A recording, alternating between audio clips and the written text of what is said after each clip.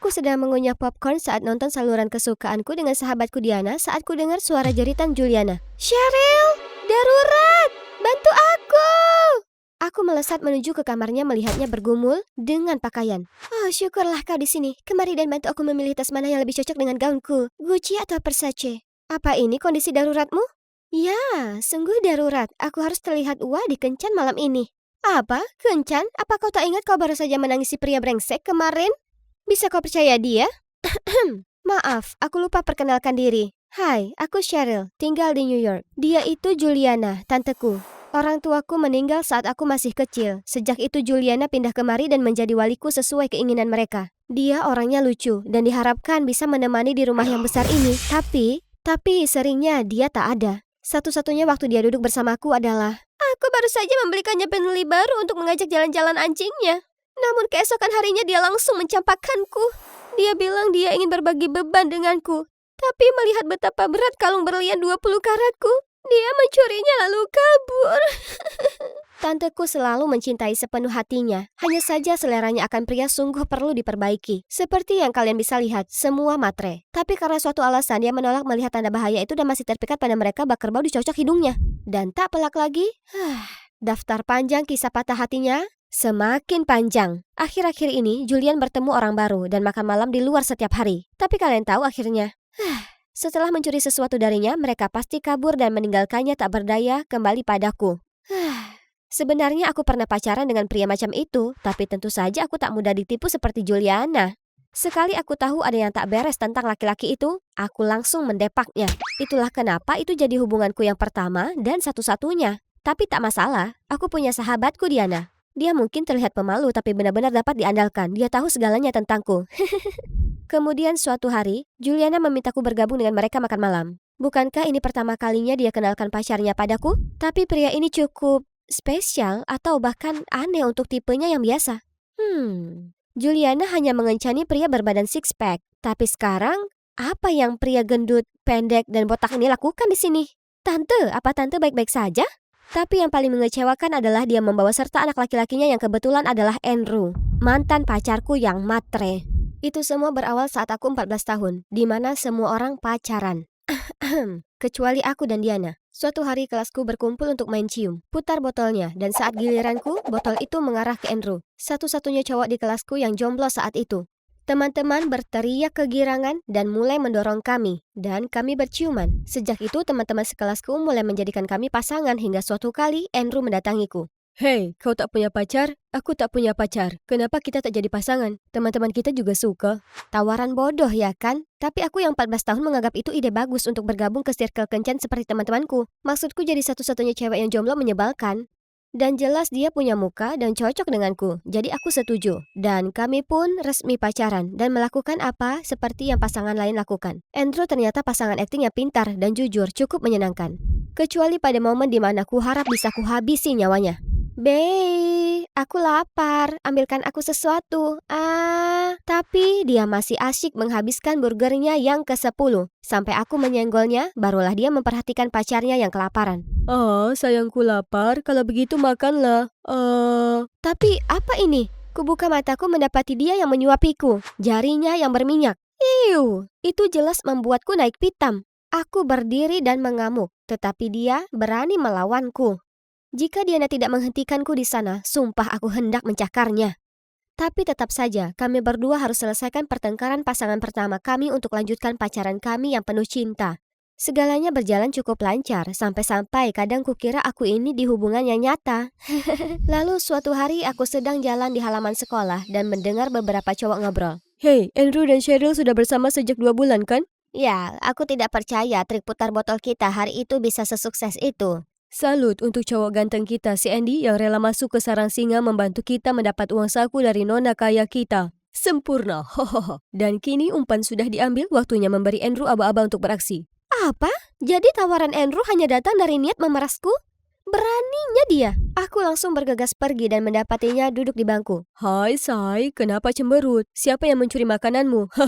Hentikan aktingmu, aku tahu kau hanya cowok matre. Omong kosong apa yang kau bicarakan? Aku tak tahu apa yang terjadi padamu, tapi jangan salahkan aku. Dia masih punya nyali menyangkalnya dan bahkan berani mengamuk padaku. Kita putus. Tak lama kemudian dia pindah ke kota lain dengan keluarganya. Selamat tinggal yang bagus. Dan sejak saat itu aku menolak cowok karena mereka hanya mendekatiku karena uang. Aku tak berharap melihat si brengsek ini lagi, terutama di situasi seperti ini. Aku menyeretnya keluar. Kenapa merendahkan diri seperti ini? Kau tak dapat uang dariku? Jadi minta ayahmu mencurinya dari tanteku? Berhentilah berpikir semua harus berfokus padamu hanya karena kau punya banyak uang. Aku hanya ingin ayahku bahagia dan dia sepertinya menyukai tantemu. Kuperingatkan kau jangan timbulkan masalah. Esok paginya aku bangun dengan berita yang paling mengejutkan.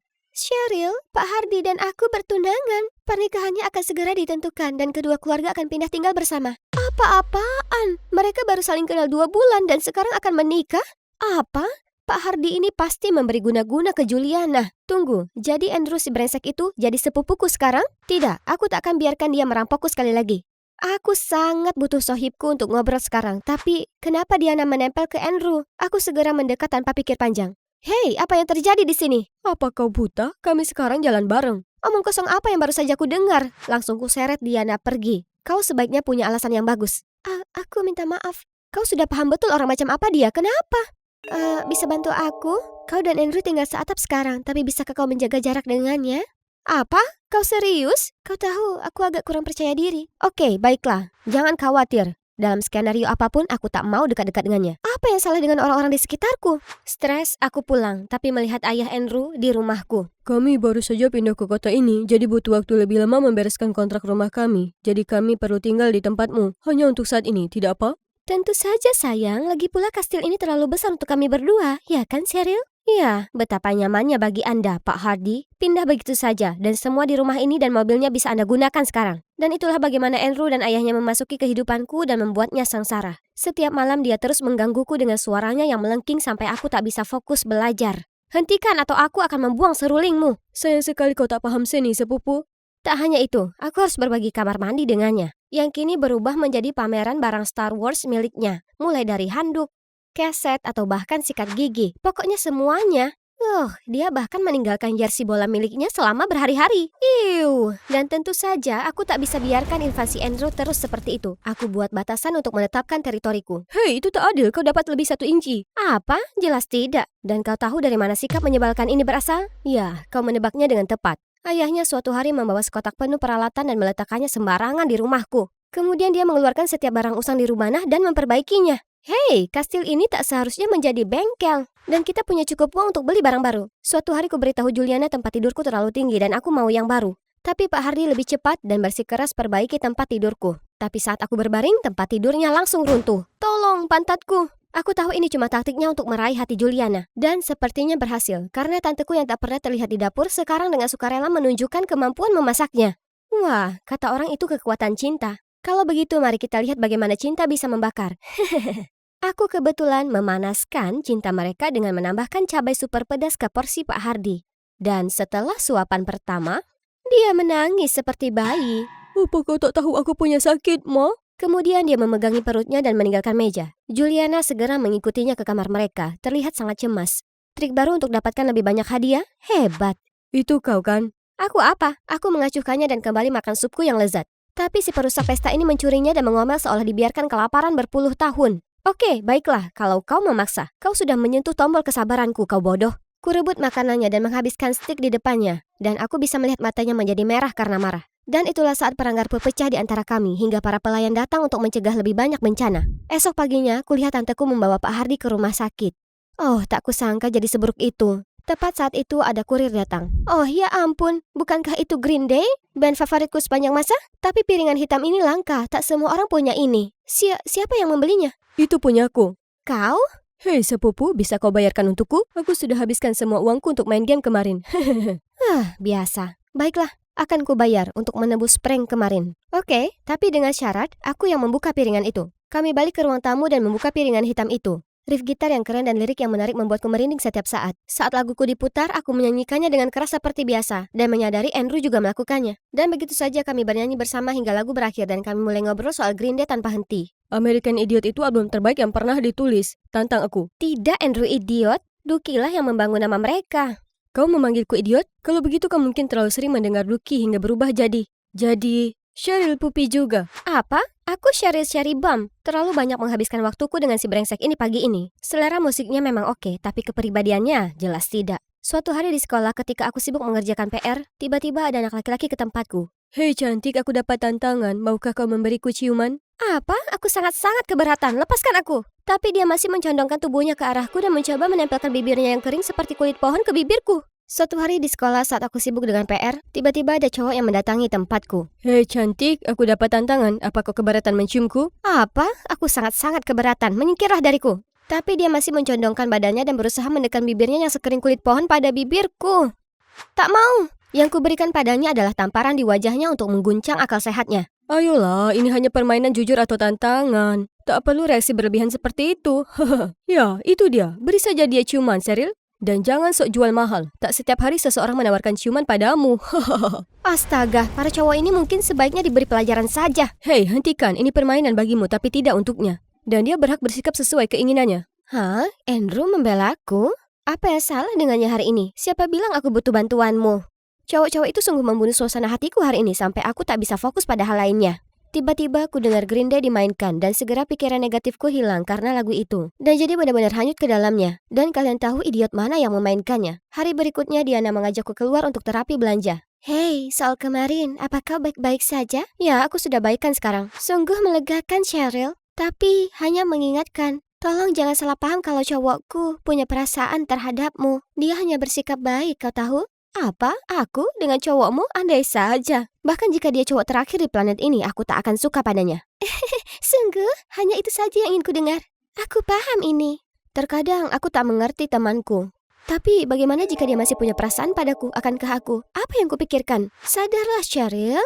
Setelah hari belanja yang seru, kami berpisah dan aku pulang mendapati Pak Hardy memakai celemek melakukan sesuatu di dapur. Oh, kau pulang. Juliana ada di Paris selama 2 minggu untuk urusan bisnis yang mendesak. 2 minggu? Bagaimana aku harus tinggal dengan 2 orang menyebalkan ini selama 2 minggu penuh? Tapi tunggu, Juliana sedang perjalanan bisnis? Sungguh aneh, dia tak pernah melakukan itu. Tepat saat itu, ku dapat pesan mengatakan kalau dia harus terbang untuk negosiasi kesepakatan kosmetik yang dia gunakan. Ya, itu menjelaskan. Mungkin menikah membuatnya jadi lebih dewasa, kurasa begitu. Cheryl, mandilah, makan malam sudah menunggu, sudah kusiapkan kesukaanmu. Dan makanan yang Pak Hardy masak mengejutkannya sangat lezat. Yang lebih aneh, selama beberapa hari berikutnya, aku menyadari bersama dengan mereka bukan mimpi buruk seperti bayanganku. Pak Hardy tukang masak yang hebat dan selalu memperhatikan daftar kesukaanku. Jadi sebagai gantinya secara sukarela aku bersih-bersih. Kamu mencuci piring? Pastikan kau tak merusak apapun, biar ku selamatkan itu. Tak perlu. Kau perlu. Dia benar, aku tak bisa selesaikan semua sendiri. Kami bekerja dengan tenang saat kurasakan sesuatu yang dingin di pipiku. Dia memercikkan air padaku. Dengan marah ku balas mencipratinya. Itu seru, kecuali betapa basahnya rambut dan baju kami. Astaga, kalian berdua ini umur berapa? Suatu hari saat makan malam, Andrew memintaku menemaninya pergi ke toko kelontong. Oke, baiklah, tapi aku tak mau bawa tas. Kemudian kami berjalan di sekitar perkampungan. Kota di malam hari dengan lampu yang berkelip memberi efek yang menenangkan. Punyamu rasa coklat kan? Boleh ku coba segigit? Kemudian dimakannya kira-kira separuh es krimku. Ups, maaf, kau bisa makan punyaku. Tak apa. Sepertinya suasana hatimu sedang baik. Biasanya kau akan mengejarku sepanjang hari. Itu benar. Aku benci untuk mengakui, tapi sejak Andrew dan ayahnya pindah, aku lebih bahagia dan lebih rileks. Hei, apa aku mengatakan sesuatu yang salah? Dan entah kenapa kata-kataku terucap begitu saja tentang betapa kesepiannya aku di rumahku sendiri. Saat orang tuaku meninggal, Juliana adalah satu-satunya keluargaku, tapi dia begitu tenggelam dalam hobinya yang mentereng. Tak ada waktu untukku. Baru akhir-akhir ini dia habiskan lebih banyak waktu di rumah. Dan itu bagus. Aku tak tahu hal itu, Cheryl. Jadi kami punya banyak kesamaan lebih dari yang kukira. Sebenarnya masa kecilku juga tak seindah itu. Ibu dan ayahku bercerai saat aku 7 tahun. Kukira itu karena mereka tak ditakdirkan satu sama lain, tapi ternyata ibuku selingkuh, yang membuat ayah hancur dan menutup hatinya untuk semua orang, hingga bertemu dengan tantemu, Pak Hardy dan Andrew yang malang. Tanteku juga sebenarnya sudah berubah sejak dia bersama dengan Pak Hardy. Mungkin mereka pasangan yang tepat untuk satu sama lain. Kami terus berjalan di sepanjang tepi sungai. Ngobrol dengan Andrew tak seburuk yang kubayangkan, atau bahkan menyenangkan dalam banyak hal. Tiba-tiba dia tersandung sesuatu dan jatuh ke tanah. Astaga, kau berdarah. Duduklah di sini, akan kubelikan plester. Tapi belum sempat aku pergi terlalu jauh, kusaksikan adegan yang kuharap tak kulihat. Sehari setelah Juliana kembali dari trip bisnis, ia segera mengadakan pertemuan keluarga dan mengumumkan yang tak terduga. Cheryl, Andrew, ada yang kami ingin beritahukan. Pak Hardy dan aku memutuskan hubungan kami harus berakhir. Apa? Kenapa begitu mendadak? Ayah? Pak Hardy tak berkata apapun, tapi sepertinya juga tak menerima hal ini dengan baik. Kemudian Andrew melihatku untuk penjelasan, tapi aku tak tahan melihat tatapannya. Hanya saja kami sadar kami tak cocok satu sama lain. Kalian sebaiknya segera pindah. Suasana hampa dan canggung meliputi ruangan. Berita itu sangat mengejutkan kami. Pak Hardy tetap diam hingga mereka hendak pergi. Kau sebaiknya memasak lebih sering untuk Cheryl. Dia suka tumis sayur. Hentikan, berhentilah bersikap seolah Anda memahamiku lebih dari tanteku. Keluarlah dari rumahku sekarang. Jaga dirimu, Cheryl. Mereka telah keluar dari kehidupan kami seperti apa yang selalu kuinginkan. Tapi perasaan menyakitkan apa ini? Berhari-hari setelahnya di sekolah, Andrew terus berusaha bicara padaku. Tapi aku menghindarinya dengan cara apapun hingga pernah dia mengejutkanku dan menarikku ke pojokan. Cheryl, beritahu aku kenapa mereka putus. Kau pasti tahu ada sesuatu, ya kan?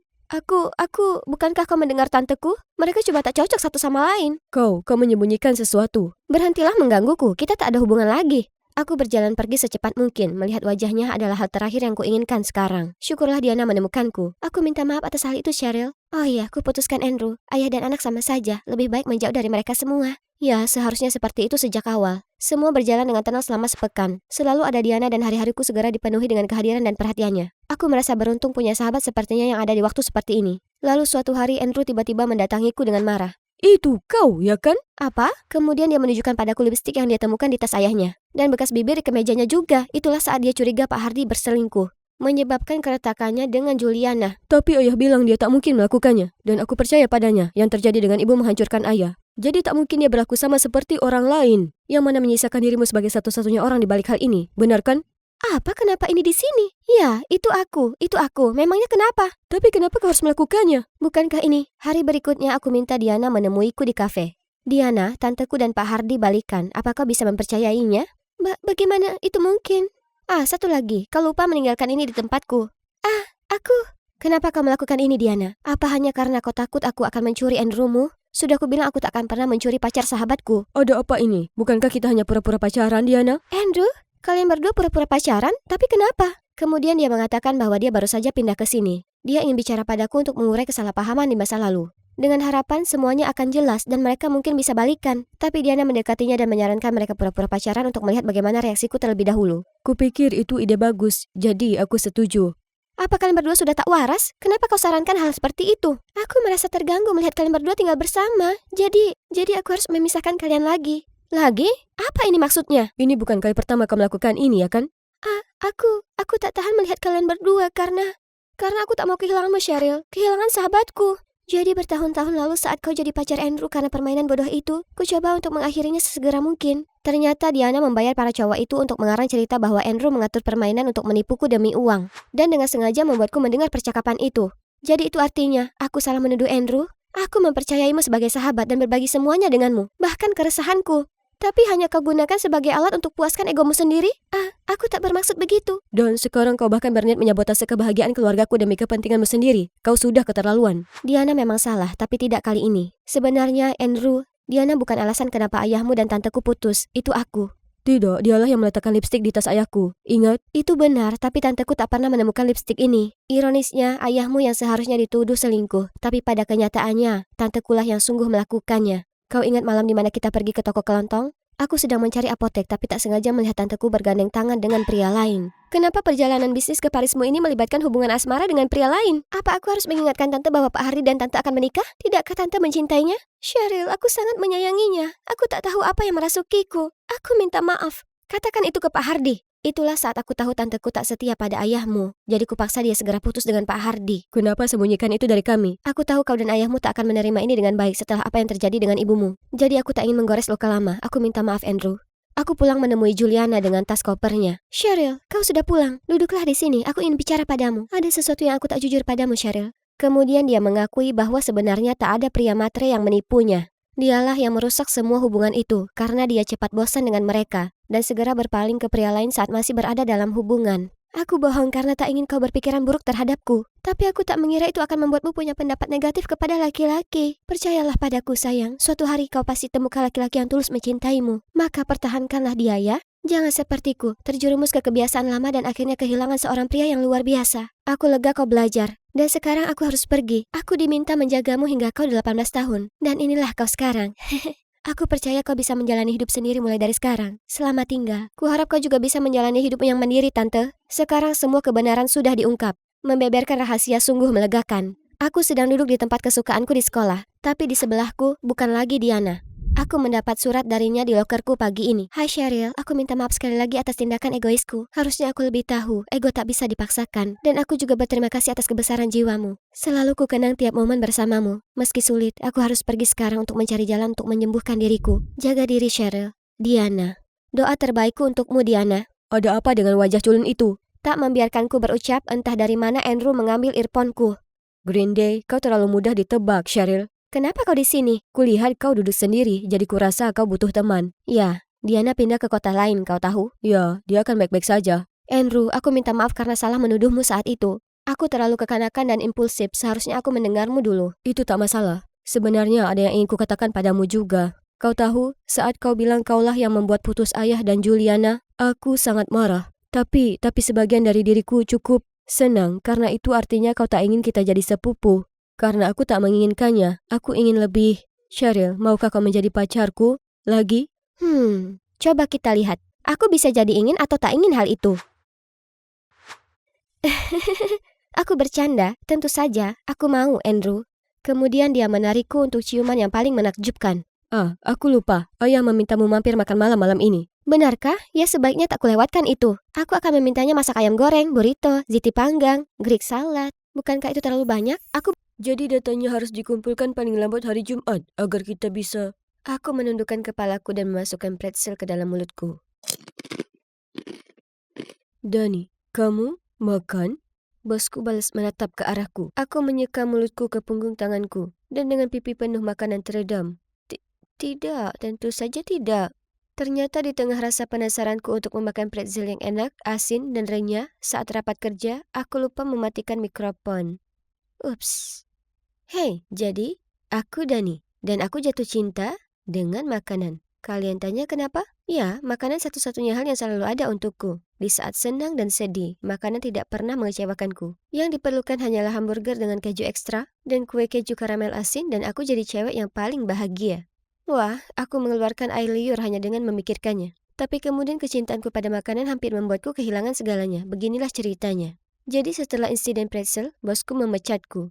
Langsung. Aku tahu. Hal ini membuatku tak punya pekerjaan dan akibatnya tak punya uang untuk membeli jajan yang enak. Sungguh menyedihkan.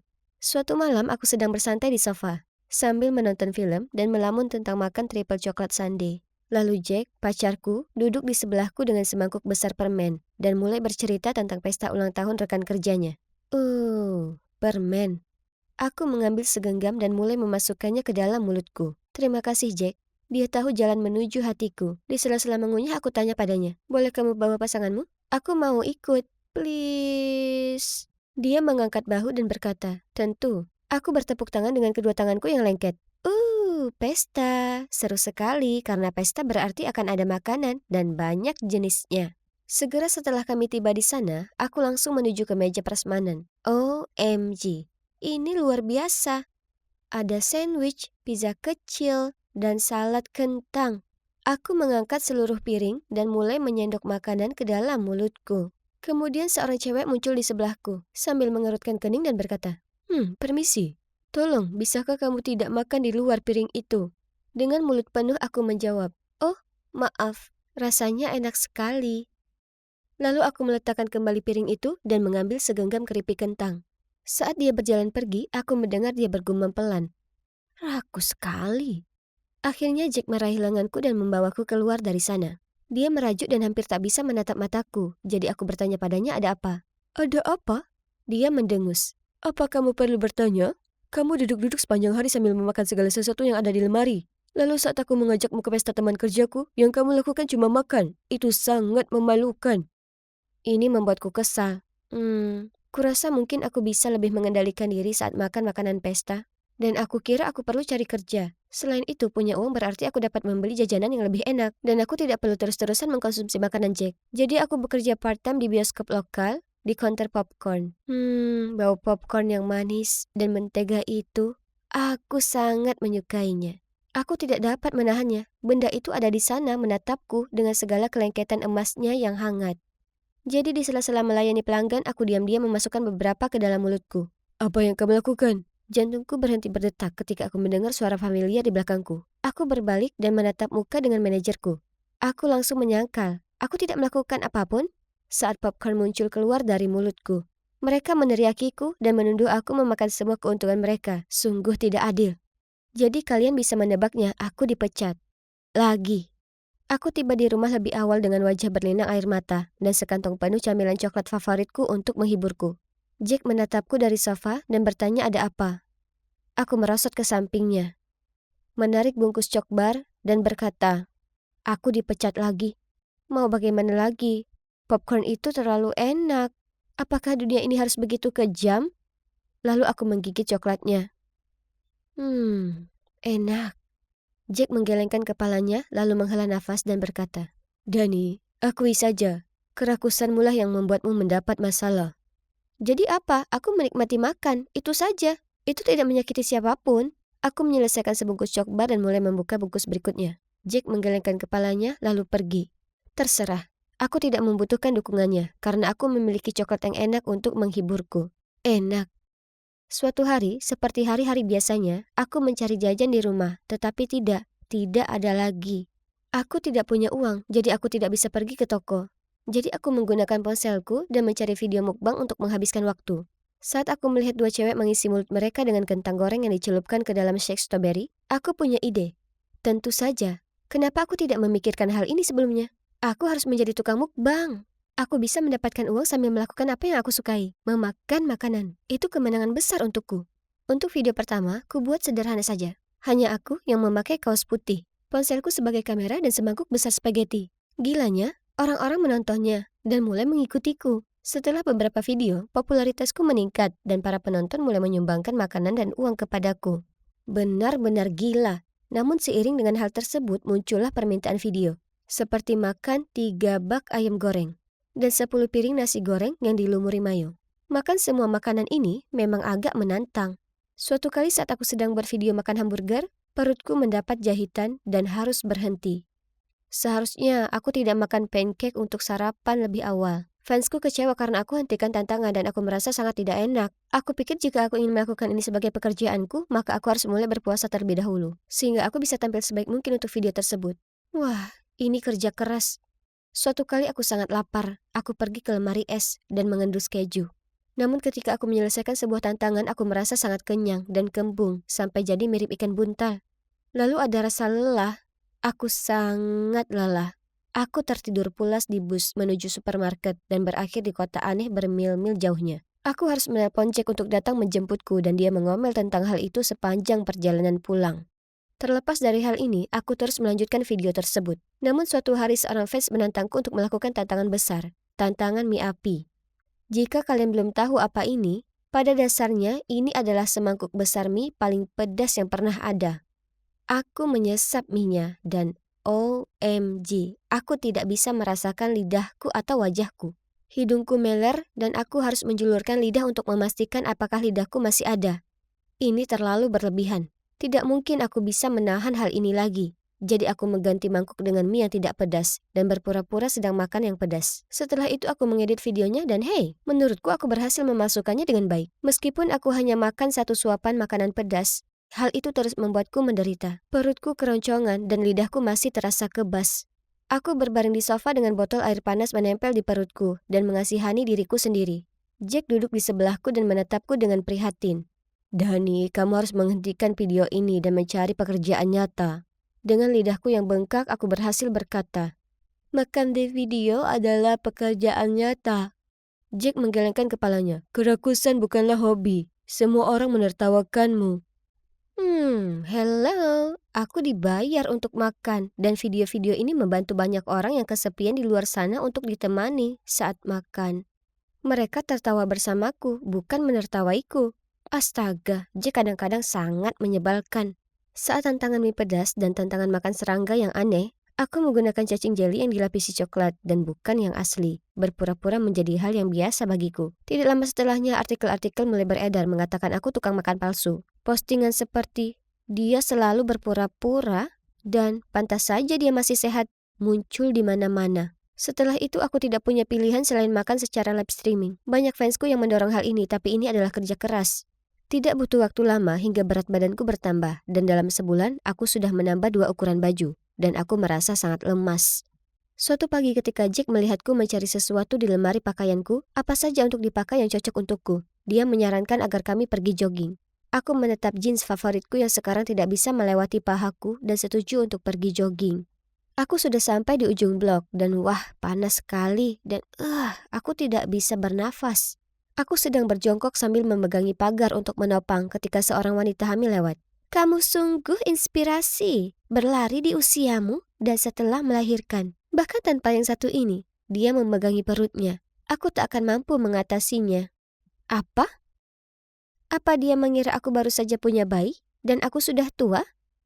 Oh, bagus. Dan sekarang Jack pun tertawa terbahak-bahak. Aku merasa sedih.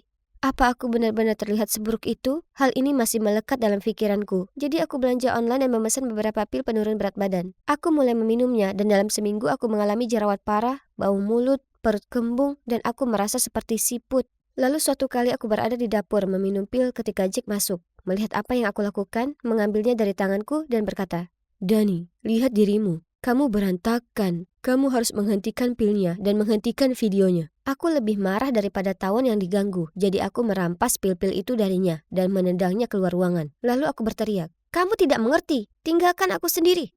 Jack tidak banyak bicara padaku setelah itu, dan aku melanjutkan aktivitas mukbangku. Tidak butuh waktu lama aku mencapai 100.000 subscriber. Untuk merayakannya aku live streaming. Dengan meja penuh dengan makanan favoritku, ayam goreng, pizza, donat, dan seterusnya. Aku sedang menjejali wajahku ketika aku merasa panas dan lengket dan ruangan mulai berputar. Aku berkata, aku merasa tidak enak badan, lalu aku pingsan di tengah live streaming. Aku terbangun beberapa jam kemudian di rumah sakit dengan infus di lenganku, dan seorang dokter berwajah serius menatapku. Mereka memberitahuku kolesterolku tinggi, dan jika terus seperti ini aku akan menderita diabetes dan pendarahan perut. Ya, begitulah. Aku menangis dan bersumpah bahwa aku akan membuat beberapa perubahan besar. Aku suka makan, itu tidak akan pernah berubah. Tetapi aku tidak bisa membuat video mukbang lagi. Sekarang, aku masih menikmati makanan, tetapi tidak lagi makan berlebihan. Oh, aku juga punya pekerjaan baru, bekerja di sebuah restoran. Dan hebatnya, aku berhasil menahan diri untuk tidak memakan semua makanan yang kelihatan lezat itu. Aku sedang dalam perjalanan menjadi versi diriku yang lucu dan percaya diri lagi. Dan mulai sekarang, jika aku senang, sedih, atau apapun, aku akan membicarakannya dengan Jack, alih-alih beralih ke makanan. Aku akan selalu menyukai makanan, tetapi aku rasa pada akhirnya aku menyadari bahwa aku mencintai kesehatanku. Dan juga Jack. Shh, jangan katakan itu padanya, itu akan membuatnya. Hari ini tanggal 31 Maret, hari yang normal, ya kan? Ya, memang, tapi tidak untuk besok. Tidak, karena besok hari April Mop. Orang jahil sepertiku menunggu sepanjang tahun untuk hari di mana aku bisa mengerjai orang-orang tanpa membuat mereka kesal padaku. Aku sudah merencanakan trikku selama berbulan-bulan. Dan ya ampun, ini akan seru sekali. Aku menoleh ke sahabatku Ayah dan dengan senyum licik kukatakan, "Kau tunggu saja sampai besok. Ide kejahilanku akan melegenda." Kukira Ayah ingin tahu lebih jauh, tetapi ternyata tidak. Dia hanya meniup poni di wajahnya lalu menghela napas. "Fleur, kenapa kau tak lewatkan saja tahun ini? Lihat kenyataan, tak ada seorang pun yang menganggap kejahilanmu lucu. Cuma bikin tak nyaman dan mengganggu." Apa? Tidak, itu tidak benar. Orang-orang suka sekali leluconku. Aku melanjutkan. Kau ingat lelucon pensilmu ke Luna tahun lalu? Aku mengangguk dan mendengus. Bagaimana mungkin aku lupa lelucon itu? Itu sangat lucu. Kubelah pensil Luna menjadi dua. Mengisi pegangan pensilnya dengan tinta, lalu menempelkannya lagi seperti baru. Dan voila, ledakan tinta saat tes berlangsung yang kalau tidak pasti membosankan. Luna menangis terus karena dia gagal pada tes biologinya dan dia harus mengulangnya. Aku mengangkat bahu. Memang secara teknis itu benar, tapi tetap saja lucu. Dan pada waktu kau menukar musik pengiring tim pemandu sorak dengan heavy metal, lalu membuat mereka tampak bodoh pada pertandingan basket, dia merengut padaku. Ya ampun, berhenti jadi nggak asik. Aku membuat pengalaman SMA semua orang jadi berkesan. Jujur saja, kalau tak begitu, tak akan ada yang ingat tes membosankan dan pertandingan basket yang menjemukan. Aku terlalu sibuk bicara, sampai tak menyadari ada bola melesat ke udara hingga menghantam tepat ke kepalaku. Aduh! Dunia jadi gelap dan aku pingsan. Kubuka mataku melihat Ayah dan beberapa anak melongo melihatku. Kemudian guruku bergegas datang dan membubarkan mereka. Fleur, apa kau tak apa? Beliau dan ayah membantuku duduk tegak. Lalu sembari mengusap kepalaku, aku menjawab. Ya, aku baik-baik saja, tapi aku merasa agak pusing. Guruku menganggap lebih baik aku pulang lebih awal. Jadi beliau menyuruh ayah mengantarku kembali pulang. Aku sangat lelah, tapi tidur saat ada kemungkinan aku mengalami gegar otak adalah ide buruk. Jadi aku bersantai dan menonton film di kamarku sampai ibu pulang kerja. Oke, jadi kepalaku sakit dan ruangan rasanya masih berputar. Tapi tak mungkin aku biarkan insiden kecil ini mengacaukan hari besarku. Aku punya rencana untuk dijalankan, jadi ku ambil buku catatanku dan mengecek semua ide jahilku dan daftar pelengkapan. Keesokan harinya, aku bangun pagi-pagi sekali dan hore, pusingku sudah berhenti. Wah, hari ini saatnya. Mari kita mulai mengerjai. Ku minta ayah menemuiku lebih awal supaya aku punya waktu menyiapkan leluconku. Tapi yang membuatku kesal, dia muncul di waktu seperti biasa. Aku segera mendatanginya dan menepuk jam tanganku. Kau kira jam berapa sekarang? Sekarang aku akan ketinggalan jadwal. Dia memberiku pandangan bingung. Untuk apa? Ini bukan 1 April lagi. Hari ini tanggal 2. Kau kemarin tak masuk karena benturan di kepalamu, ingat? Apa? Kau bicara apa? Lihat, ini tertulis hari ini 1 April. Aku melambaikan ponselku di depan wajahnya. Kalau begitu kalendermu salah. Coba periksa kalendermu. Sekarang, ayo berangkat. Dia berjalan pergi. Tak mungkin. Jangan kau kira bisa membodohiku. Aku mengatakannya sambil berusaha mengejarnya. Segera setelah sampai sekolah, aku bergabung dengan teman-temanku di kantin untuk sarapan. Lalu Kelly menatapku dan berkata, "Bagaimana kepalamu?" Kukatakan kepalaku baik-baik saja dan memberikannya Oreo. Kalian tahu tidak? Dia memakannya tanpa ragu. Tapi setelah 1 gigitan, dia muntahkan itu ke tangannya. Ew, apa itu? Yak. Aku menertawakannya dan berkata, "Haha, itu sandwich pasta gigi diapit biskuit Oreo." Oke, aku minta maaf. Minum ini. Kemudian aku memberikan padanya sebotol cola. Dia menenggak seteguk penuh, kemudian segera memuntahkannya. Hei, ini sangat menjijikkan. Kemudian dia lari ke kamar mandi untuk membersihkan mulutnya. Ya, kutuang kecap ke dalam botol itu. Aku mengikutinya ke kamar mandi untuk memeriksanya dan mendapatinya membilas mulutnya di bawah keran. Saat dia selesai, dia merenggut padaku dan berkata, "Fleur, ini tidak lucu. Kukira kau hanya lakukan lelucon bodoh ini pada 1 April. Sekarang aku harus tahan dengan napas bau kecap sepanjang hari." Aku memutar mataku lalu menyeringai. Ya, betul kan hari ini tanggal 1 April? Bukan. Apa yang salah denganmu? Ini tanggal 2. Lalu dia segera pergi. Tunggu. Apa? Apa maksudnya sekarang tanggal 2? Tak mungkin. Bagaimanapun, mengingat aku sudah terlanjur di sini, kuputuskan sekalian saja melakukan leluconku yang lain. Ku keluarkan toples Nutellaku dan menuju salah satu bilik. Dan menunggu sampai cewek lain masuk ke pintu sebelah. Aku bertanya padanya, "Hei, permisi kawan. Apa kau ada tisu toilet di sana?"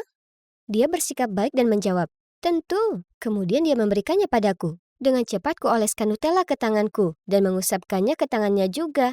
Waduh, ya ampun, dia menjerit sangat keras dan aku tak bisa menahan tertawa. Ih, apa-apaan ini?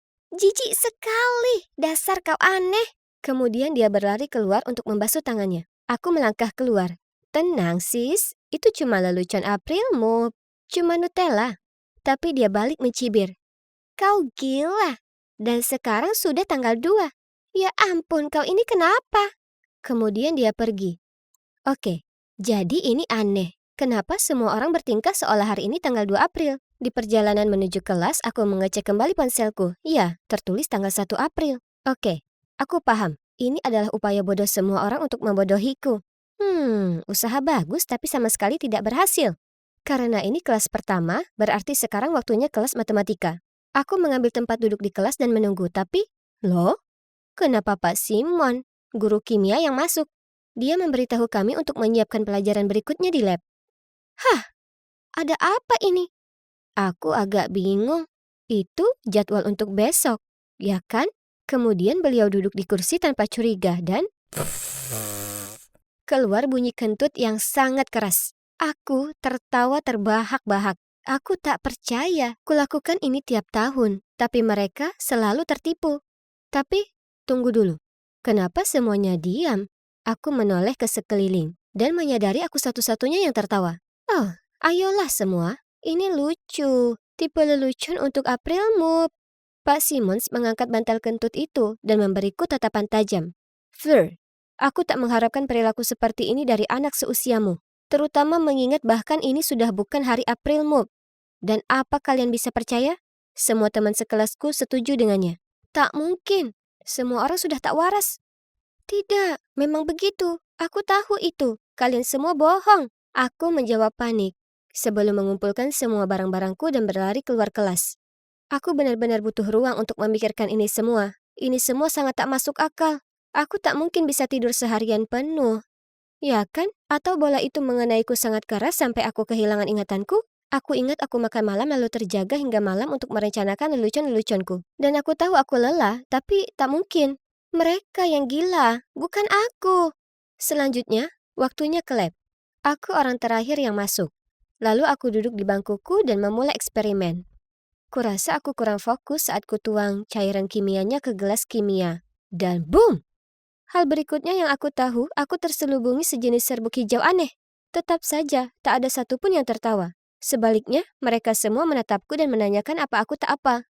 Kemudian Pak Simmons bertanya pada mereka semua, kenapa botol kimia ini ada di sini? Ini sebuah kesalahan. Karena malu aku lari ke kamar mandi untuk membersihkan wajahku. Ya ampun, aku kelihatan seperti The Grinch. Sulit sekali untuk menghapusnya. Kuharap aku tak terjebak dengan warna ini selamanya. Tapi apakah ini lelucon seseorang padaku? Tapi jika memang demikian, kenapa tak seorang pun tertawa? Aku pastinya akan menertawakan diriku kalau aku jadi mereka.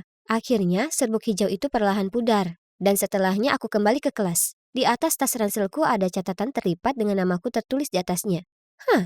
Aku membukanya. Hai Fleur, ada hal penting yang ingin kusampaikan padamu. Temui aku di aula setelah kelas. Devin, X. Jantungku langsung berdebar. Aku sudah naksir Devin selama ini. Tapi, aku paham. Ini pasti jebakan. Semua orang tahu aku suka padanya, jadi mereka lakukan semua ini untuk mempermalukanku. Devin pasti terlibat kali ini. Aku meliriknya dan dia tersenyum, lalu melambai manis padaku. Terserahlah, pastinya ini terlalu indah untuk jadi nyata. Cukup. Tak akan kubiarkan semua orang menertawakanku lagi. Jadi, saat aku mengikuti Devin ke aula, aku meneguk air tapi tetap menyimpannya dalam mulutku. Kemudian saat Devin berhenti jalan dan memalingkan wajah kepadaku, aku menyemprotkan air ke atas seperti seekor gajah. Lalu berkata, kena kau, aku tidak bodoh. Dia menyeka wajahnya dengan lengan bajunya, lalu menatap tepat ke arah mataku dan mengatakan, Fleur, aku punya perasaan padamu. Aku menunggu sampai hari ini untuk mengatakan padamu. Karena aku tak ingin melakukannya kemarin di hari April Mop. Karena kau mungkin akan mengira ini lelucon. Jadi kenapa kau lakukan itu padaku? Aku menatapnya tak bisa berkata-kata. Menyoroti kata-kata yang kudengar yaitu perasaan, kemarin, dan hari April Mop. Aku mulai pura-pura tertawa. Tapi kemudian semuanya jadi canggung karena wajah seriusnya tak berubah. Kau bercanda kan? Aku bergumam. Tapi dia tampak benar-benar kecewa. Oh tidak, aku tak ingin mengecewakan Devin. Aku hanya bingung dengan hari dan... seolah aku benar-benar melewatkan hari April Mop. Sungguh mengecewakan. Aku sadar kejahilanku sudah terlalu jauh dan bagaimana itu bisa jadi melukai perasaannya. Jadi aku berseru. Devin, aku minta maaf. Aku tak bermaksud begitu. Ini karena benturan itu. Aku mengigau. Aku minta maaf. Kemudian muncul keheningan yang canggung. Tiba-tiba, wajah sedih Devin berubah jadi nyengir. Dan dia mulai tertawa. Kemudian semua orang melompat keluar entah dari mana dan mulai menertawakanku juga. Aku berdiri di sana dengan raut muka tanpa ekspresi di wajahku. Kemudian ayah muncul dan berkata, kena kau. Jadi, ternyata sebenarnya hari itu adalah tanggal 1 April. Dan sebenarnya aku tak melewatkan satu hari pun. Tidak, ini adalah ide cerdik ayah agar semua orang bisa membalasku. Kemarin malam, dia membuat sebuah grup di Facebook dan memasukkan semua orang yang ada di kelas, termasuk para guru untuk merencanakan lelucon hari ini. Tidak, ini tidak mungkin. Aku ini si Ratu Jahil, bukan mereka. Kemudian ayah menghampiriku dan berkata, Hey Fleur, coba tebak. Ini masih hari April Mop. Hal berikutnya yang aku tahu, aku meringis padanya. Lalu pura-pura kupukul lengannya dan mulai tertawa. Kurasa mereka sudah mengerjaiku dengan baik. Setelahnya, aku tak lanjutkan leluconku lagi. Aku sudah senang bisa beristirahat dengan tenang sepanjang hari. Kemudian, saat aku berjalan pulang, Devin menyusulku dan berkata, Fleur, aku minta maaf. Tapi sebenarnya tak semuanya hari ini adalah lelucon. Aku tersenyum dan menatapnya. Oh ya? Jadi, apa yang bukan lelucon? Tapi dia hanya langsung memerah seperti tomat lalu bergegas pergi. Aku berdiri di sana tersipu saat melihatnya terburu pergi. Apa ini artinya Devin sungguhan menyukaiku? Menarik. Mungkin hari Aprilmu kali ini. Aku sedang duduk di sofa nonton film dengan ibu dan ayahku. Ketika tiba-tiba, pintu terbanting dan kami semua menoleh untuk memeriksa apa yang terjadi. Ya, itu kakak perempuanku Taylor yang masuk. Dia merebahkan diri di sofa dan menaruh kakinya di atas meja. Kemudian, saat dia melihat-lihat ponselnya, dia melihat ke arah kami dan bersungut. Kenapa kalian semua melongo melihatku seperti aku ini hewan di kebun binatang? Apa aku tak diterima di sini? Kebingungan, ibuku langsung menjawab, "Tidak sayang, kami semua senang kamu sudah pulang." Kemudian ibu menoleh padaku. Sayang, pergi ambilkan kakakmu minum." Aku lompat berdiri dan lakukan yang ibu minta. Aku tahu apa yang kalian pikirkan. Kenapa semua orang membiarkan Taylor begitu saja dengan kebiasaan anak muda kurang ajarnya? Kalian tahu, setelah pertengkaran hebat dengan ibu, dia pergi dari rumah saat berusia 18 dan tak pulang selama 7 tahun lamanya. Ibu terlihat begitu lega dia kembali. Jadi kuputuskan untuk mengabaikan kelakuan Taylor dan mengikutinya saja. Sore itu, ibu memintaku pergi ke toko bahan makanan dengannya. Jadi kami bisa belikan Taylor makanan favoritnya sebagai ucapan selamat datang kembali. Lalu kami menghabiskan waktu lama sekali menyiapkan hidangan lezat ini. Dengan bersemangat, aku segera menuju kamar Taylor dan mengetuk pintunya. "Taylor, makan malam sudah siap." Dia berteriak balik. "Pergi." "Tapi ini hamburger, dan kita punya pencuci mulut spesial," jawabku. Aku benci hamburger, dan tak mungkin aku makan pencuci mulut yang syarat gula." Aku turun ke bawah dan memberitahu ibuku dia tak datang. Ibu mengangkat bahu dan mencoba bersikap seolah itu tak masalah, tapi bisa kulihat kesedihan di matanya. Ayah berusaha meyakinkannya dengan berkata, "Dia mungkin hanya butuh waktu menyesuaikan diri." "Ya, dia mungkin hanya lelah," aku menambahkan. Ibu memaksakan senyuman dan berterima kasih pada kami berdua, lalu menyiapkan sepiring makanan dan memintaku membawakannya untuk Taylor. Ku ketuk pintu dan memberitahunya kalau makanannya ada di luar. Dia jawab berteriak kepadaku, "Bawa pergi, aku tak menginginkannya." Ku tinggalkan itu di luar kamarnya. Tapi kemudian, saat ibu pergi ke atas untuk tidur, ia melihat piring makanan tak tersentuh itu masih di sana. Ibu mengambilnya untuk dibawa ke bawah dan membuatnya seolah itu bukan masalah besar. Ia tak bisa membodohiku. Aku bisa tahu kalau ibu menggigit permen karetnya untuk menahan tangis. Saat masih kecil, aku mengidolakan kakakku yang cantik dan penuh semangat. Aku suka sekali cara dia berpakaian tabrak warna, caranya yang keren dalam menata rambut, dan sifatnya yang riang. Masalahnya, sepertinya dia tak suka padaku. Yang dia lakukan hanya memanggilku anak manja, membanting pintu kamarnya di depan mukaku, dan menyuruhku menjauh darinya. 7 tahun sudah, dan kukira semuanya akan berubah. Dia bukan remaja lagi. Dia dewasa. Tapi tidak. Terlihat jelas kalau Taylor membenciku bahkan lebih dari sebelumnya. Aku tak tahu kenapa. Tidakkah dia melihatku sebagai adik yang ideal karena kami punya ayah yang berbeda? Kalian tahu, ayahku bukan ayahnya. Karena ayahnya pergi saat dia masih kecil. Kemudian ibu bertemu ayahku dan mengandungku. Aku tak tahu. Aku cuma belum mengerti kenapa dia sangat tak suka padaku. Minggu demi minggu berlalu, tapi Taylor sepertinya belum menyesuaikan diri sama sekali. Perilakunya makin memburuk. Dia menyetel musik keras-keras hingga dini hari. Dia mengotori rumah dengan pakaiannya, piring-piring, cangkir, dan lainnya.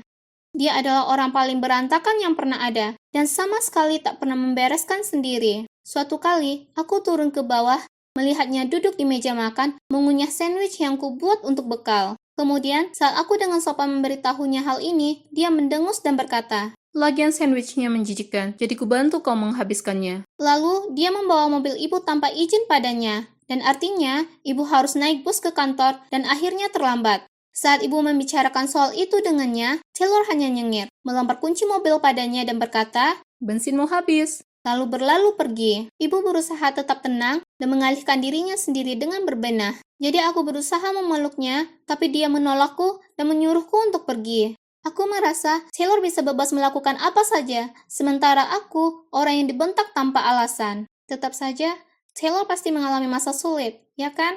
Mungkin dia cuma butuh lebih banyak waktu untuk terhubung dengan ibu lagi. Kemudian kedamaian akan kembali di rumah tangga kami. Tepat saat kukira semuanya tak mungkin bisa lebih buruk, ternyata begitu. Aku sedang membaca di ruang tamu saat ku dengar suara dari luar. Aku keluar untuk memeriksa dan melihat ibu dan ayah bicara dengan tetangga baru kami. Mereka kelihatannya ramah.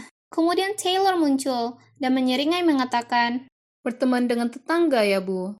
dengan bingung ibu berkata, Taylor, ini Bill, teman sekelasku dan tetangga baru kita. Bukankah ini dunia yang sempit? Jadi, Anda seumuran ibuku? Wow, Anda tak terlihat seumuran. Tunggu dulu. Bukankah ibu bilang pernah naksir dengan yang namanya Bill? Aku tahu kenapa. Sayang sekali ibu terburu-buru menikah lagi, ya kan? Ibu dan Bill memandang canggung, sementara ayah menggertakkan gigi. Oh, ayah tak terlihat senang. Senang bertemu denganmu, Bill. Ibu bergumam sebelum ia menarik ayah dan Taylor masuk. Di balik pintu, ibu merengut ke Taylor, tapi dia hanya mengangkat bahu dan pergi.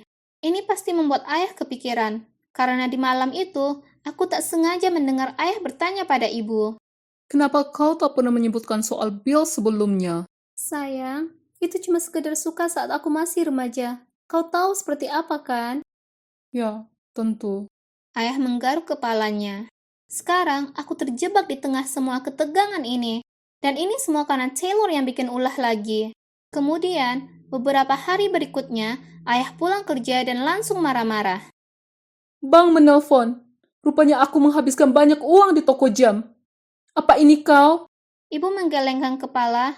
Aku juga tak tahu apa-apa. Kemudian Taylor menyelinap masuk.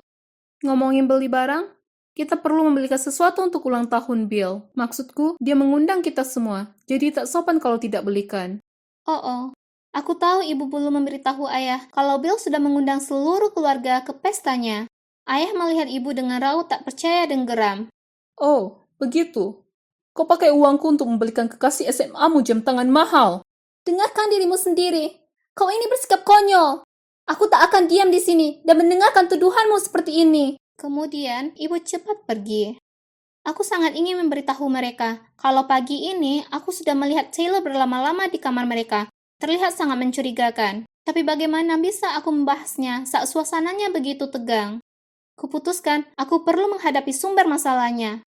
Taylor, kemudian hanya ada kami berdua. Kukatakan padanya, aku tahu itu kamu. Kulihat kau mengintip barang-barang ibu. Dia hanya mengangkat bahu dan menjawab, Yang kecil, kelihatannya kau ini lebih pintar daripada penampilanmu. Ya, memang. Terus kenapa? kenapa kau jahat sekali? Ibu dan ayah bisa saja berpisah karena kamu.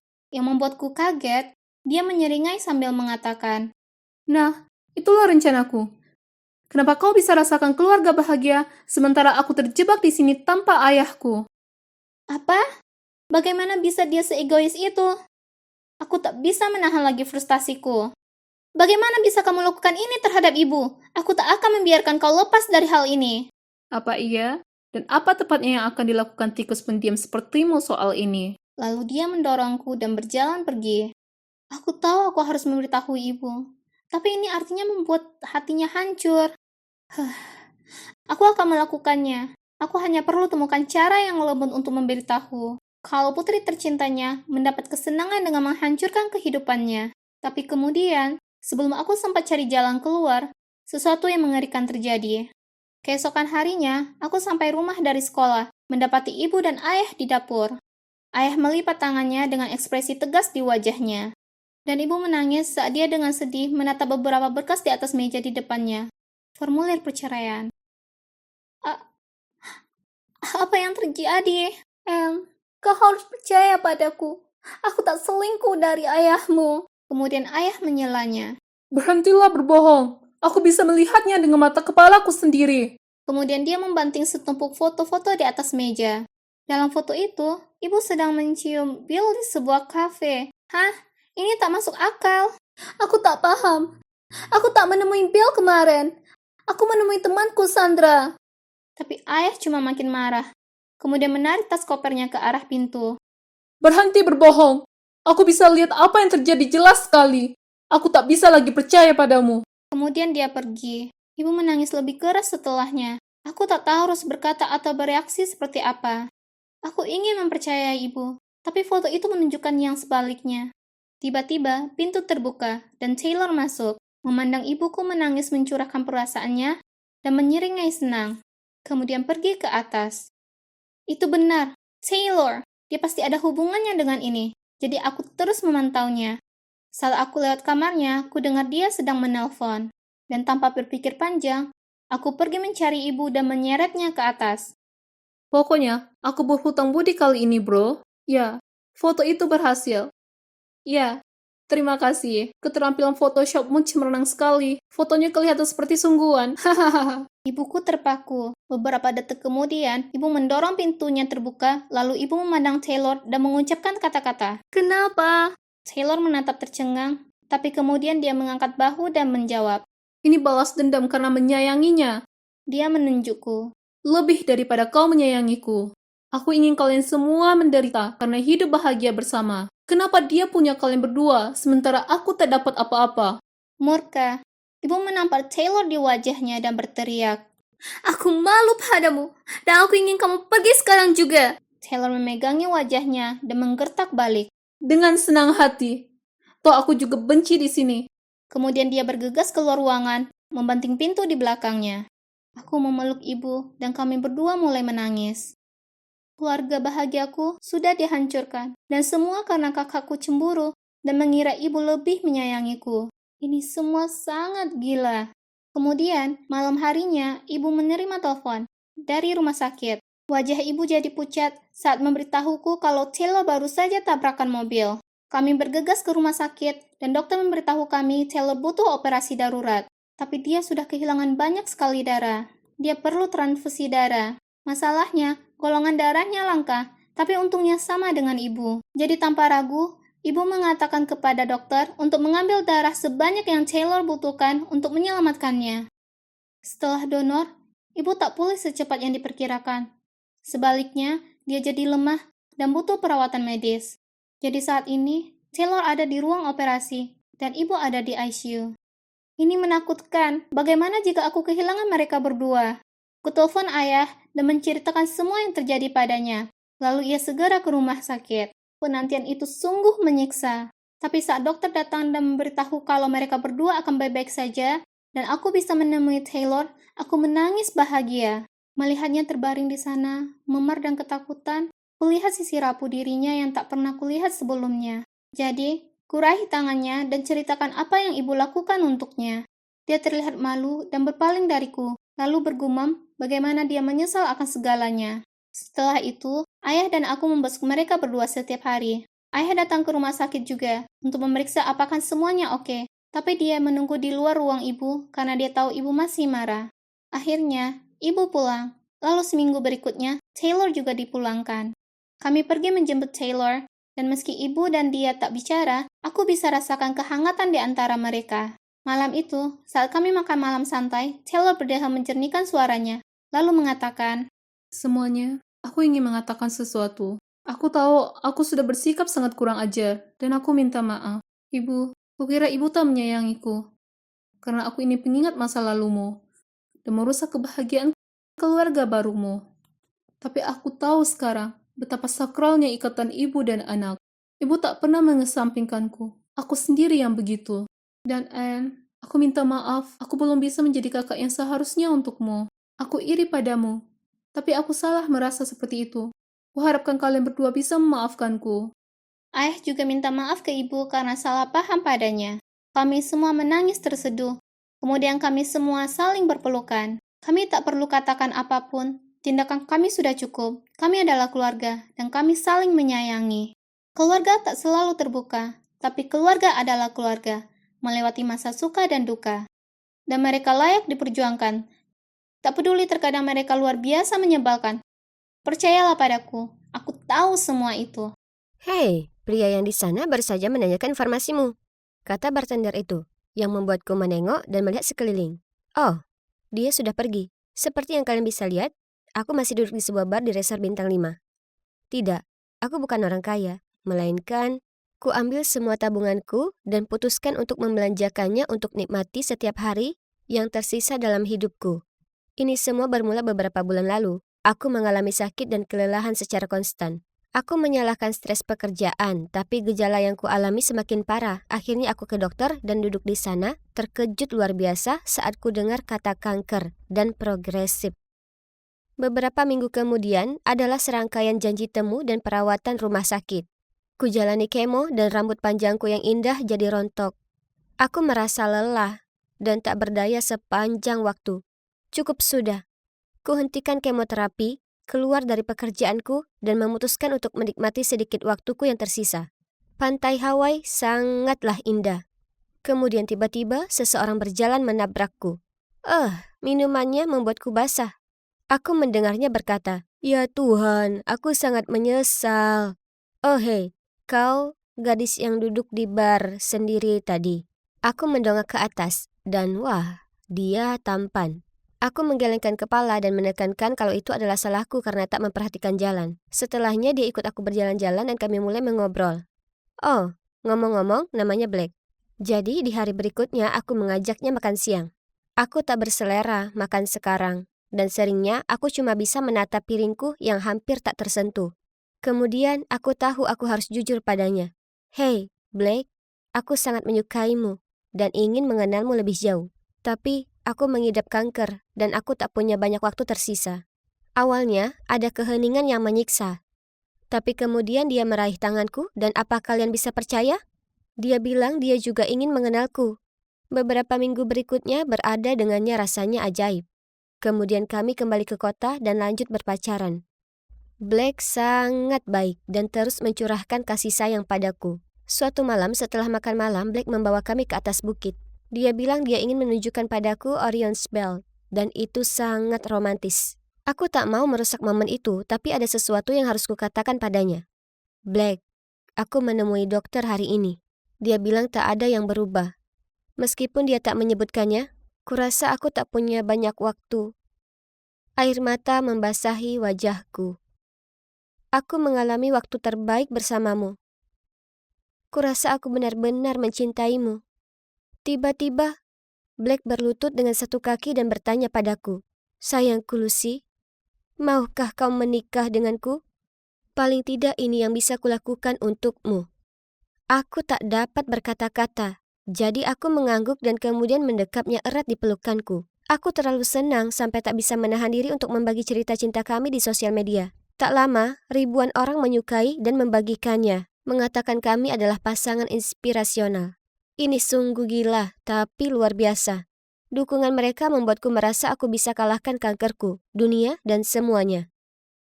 Aku mulai memperhatikan Black mendapat banyak perhatian dari gadis-gadis lain. Mereka tahu dia adalah laki-laki yang melamar gadis sekarat itu, jadi mereka tampak berkerumun dan mengaguminya. Kemudian suatu hari saat kami ada di toko gaun pengantin bersama, aku keluar dari ruangan ganti mengenakan gaun indah, merasa bagai seorang putri. Tapi kemudian kulihat Black ngobrol dengan seorang gadis. Dia menyentuh bahu Black dan aku mendengarnya berkata, "Tunanganmu sangat beruntung memilikimu." Lalu gadis itu maju mendekatinya. "Black," aku memanggilnya. "Sayang, bagaimana penampilanku?" Dia berpaling dari gadis itu dan menatapku. "Ya, indah sekali." Dengan canggung dia tersenyum. Tak bisa tidak aku merasakan tak karuan. Aku tahu dia pria yang menarik, tapi dia akan menikah denganku. Tak menyenangkan sama sekali mendapatinya menggoda orang lain saat aku mengepas baju. Tetap saja, aku berusaha mengesampingkannya, karena aku ingin menikmati sedikit waktu yang kupunya. Pernikahan itu bagai mimpi yang jadi nyata, sungguh hari yang penuh keajaiban. Tepat sebelum bulan madu, aku pergi menemui dokter. Yang membuatku sangat terkejut, dia memberitahuku, "Saya dengan senang menginformasikan pada Anda bahwa Anda dalam masa pemulihan." Ya Tuhanku, aku tak percaya dengan apa yang kudengar. Apa aku membaik? Aku bergegas pulang dan memberitahu Black berita baik ini, hanya saja reaksinya tak seperti yang kubayangkan. Wajahnya langsung berubah, dan pada awalnya dia tak bisa berkata-kata. Kemudian dia terbata-bata. Selamat, sayang." Apa maksudnya? Terlepas dari hal ini, bulan madu kami sungguh luar biasa. Nafsu makanku kembali dan kumanfaatkan sebaik-baiknya. Makanan terasa begitu enak. Ini tak luput dari perhatian Black dan dia mengomel. "Bisakah kau coba mengunyah lebih perlahan?" "Terserah, aku bermaksud menikmati makananku." Saat kami kembali pulang, aku pindah ke apartemennya. Demi Tuhan, piring kotor dan kaos kaki bau berserakan di mana-mana. Bagaimana bisa orang yang sedetil itu soal penampilan mereka tinggal di kondisi seperti ini? Ku bilang ke diri sendiri itu tak masalah, aku mencintainya, jadi aku bisa belajar mencintai kekacauannya. Merasa hidup sungguh menyenangkan. Jadi ku akui mungkin aku berlebihan makan cemilan, kue, dan masakan, dan ya, berat badanku naik beberapa kilo. Jadi tugas-tugas rumah tangga jadi terasa berat bagiku. Lagi pula kenapa harus aku yang lakukan? Ini kan kekacauannya. Tapi, pernah sekali saat aku muak dengan celana dalam baunya yang berserakan, aku bertanya padanya, bagaimana bisa pria yang terlihat sepertimu hidup di sarang tikus seperti ini? Cepat bersihkan. Tapi dia mengabaikanku dan langsung tidur. Dan tak lama kemudian dengkurannya yang sekeras guntur itu mengikuti. Apa-apaan ini? Di mana pria menarik dan menawan yang kunikahi? Karena muak, aku berusaha sebisanya membersihkan tempat itu sedikit. Aku kehabisan nafas dan sangat berkeringat. Kepalaku sangat gatal jadi kulepaskan wigku untuk menggaruk kulit kepalaku. Di saat itu ku dengar Black menjerit. Dan saat aku menoleh, dia memegangi wajahnya dengan ketakutan. Sayang, ada apa? Aku bergegas mendatanginya. Oh, aku paham. Aku tertawa. Ini cuma karena aku sangat tak nyaman pakai wig ini, jadi kulepaskan. Itu saja. Tapi lihat, rambutku sekarang tumbuh lagi. Gemetaran, dia terbata-bata. Kau pakai wig selama ini? Kau terlihat menakutkan. Ya, memang. Kurasa rambut yang tumbuh tak merata membuatku kelihatan cukup menakutkan. Bukankah seharusnya kau senang untukku? Aku bergumam dan memaksakan tersenyum, sementara berusaha memakai lagi wig tadi. Mengetahui kalau aku bisa kembali menjalani hidup sangat menakjubkan. Tapi tinggal dengan Black, dengan suami yang mudi dan tak perhatian, nah, itu yang tak terlalu menyenangkan. Suatu malam dia pulang dari tempat kerja dengan suasana hati buruk dan mulai memakiku karena tak beres-beres. Ku bilang itu tak harus aku karena bukan aku yang bikin kotor. Dia menggerutu padaku. Aku seorang diri menafkahi kita berdua. Pulang ke rumah melihatmu santai-santai dengan punggung lebarmu itu, dan kau berani bicara seperti itu padaku? Kau yang harusnya bangkit dan kerja karena kau makan 2 kali lipat dari aku. Kata-katanya menyakitkan. Jadi dengan mata berkaca-kaca ku katakan padanya, beraninya kau bicara padaku seperti itu. Black hendak mengatakan sesuatu tapi menahannya, kemudian dia menghela napas. Dengar, aku minta maaf sayang. Aku tahu kau sedang pemulihan. Dengan tajam aku menatapnya dan berkata, aku tak menyiapkan makan malam, jadi ayo kita makan di luar. Aku sedang menikmati ayam ovenku. Rasanya sangat enak sampai sepertinya aku menggigit terlalu banyak dan itu menyangkut di tenggorokanku. Aku langsung tersedak, aku tak bisa nafas. Ketakutan, ku tatap Black untuk minta bantuan, tapi dia memeriksa ponselnya. Lalu yang membuatku tak percaya, dia jalan pergi ke kamar mandi. Aku terus memukul-mukul meja meminta bantuan. Untung pelayan segera datang dan memukul punggungku dengan keras. Dan aku berhasil mengeluarkan potongan ayam itu. Lalu Black kembali dengan marah. Aku bertanya, bagaimana bisa kau tinggalkan aku seperti itu? Kau bicara apa, sayang? Kulihat kau menikmati makananmu. Apa kau sudah selesai? Ayo kita pulang. Dia pasti tahu aku sedang tersedak. Dasar brengsek. Semua yang pernah kupikirkan dan kuharapkan darinya hancur berantakan. Dia berniat membiarkan aku tersedak sampai mati daripada menolongku. Masalahnya adalah cerita cinta kami sangat terkenal sekarang. Dan meski aku tahu, Black dan aku saling tidak betah bersama. Membayangkan kami berpisah dan diejek semua orang membuatku sangat tidak nyaman. Kurasa aku terjebak dengannya selamanya. Jadi kami terus saling mentolerir satu sama lain. Kemudian suatu malam saat aku sedang nyemil keripik kentang sambil nonton TV, ponselku berbunyi. Itu dari nomor yang asing. Halo, apakah Anda istri Black? Black telah mengalami kecelakaan mobil dan kami butuh Anda untuk segera ke sini. Aku terpaku untuk beberapa saat. Maaf, salah nomor. Lalu menutupnya. Ponselku berbunyi beberapa kali lagi tapi aku tak menjawabnya. Rasa bersalah mulai menghinggapiku, jadi ku ambil tasku dan bergegas ke rumah sakit. Suster menyuruhku menandatangani berkas agar Black bisa mendapatkan operasinya. Dengan pena di tangan, aku meragu. Maaf, di mana bagian donasi organ? Aku bertanya. Suamiku bersedia mendonasikannya jika hal buruk terjadi. Ini bukan waktu yang tepat untuk mengajukan pertanyaan itu. Suster itu membentakku. Tepat pada saat itu orang tua Black bergegas masuk dengan panik. Ku serahkan pada mereka berkas itu dan pergi menyelinap kembali ke apartemen. Setelahnya, aku berpikir panjang dan keras tentang hubungan kami. Awalnya sungguh menggebu-gebu, tapi aku sadar aku sama sekali tak mencintainya dan begitu pun dirinya. Semua keputusan kami dibuat dengan sangat cepat berdasarkan gagasan bahwa aku mungkin akan mati nantinya. Kami sangat keras kepala untuk mengakui kekalahan dan pergi. Dan sekarang kami sengsara. Beberapa minggu kemudian, Blake pulang di atas kursi roda. Dan kami berdua duduk dalam keheningan yang canggung. Kemudian aku memecah suasana. Malam itu, saat aku tersedak di restoran, "Apa kau sengaja mengacuhkanku?" Blake menjawabku dengan pertanyaan lain. "Apa benar kau ingin mendonasikan organku, bukannya membantuku mendapatkan operasi?" Aku menjawab, "Aku minta maaf. Itu satu-satunya jalan yang bisa dengan cepat kupikirkan untuk keluar dari pernikahan ini." Dia menghela napas. Aku tahu. Aku juga. Kurasa kita begitu mirip, dan itulah kenapa kita tidak berhasil. Dia berhenti sejenak. Kurasa ini waktunya kita mengakhiri ini. Jadi akhirnya, kami berhenti bertahan dengan satu sama lain dan mengajukan perceraian.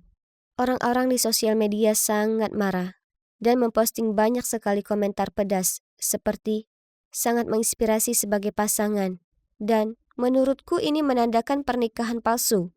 Kuputuskan untuk menutup semua akun onlineku. Pendapat mereka sudah tak ada artinya lagi. Aku punya dukungan keluargaku, itu lebih penting. Yang mengejutkan aku masih berteman dengan Blake. Hei, kami melalui begitu banyak hal bersama dan dia tak sepenuhnya jahat. Aku hanya tak akan pernah mau tinggal bersamanya lagi. Aku bahkan bertemu dengan pacarku yang sekarang ini lewat Blake, karena dia yang mengenalkanku padanya.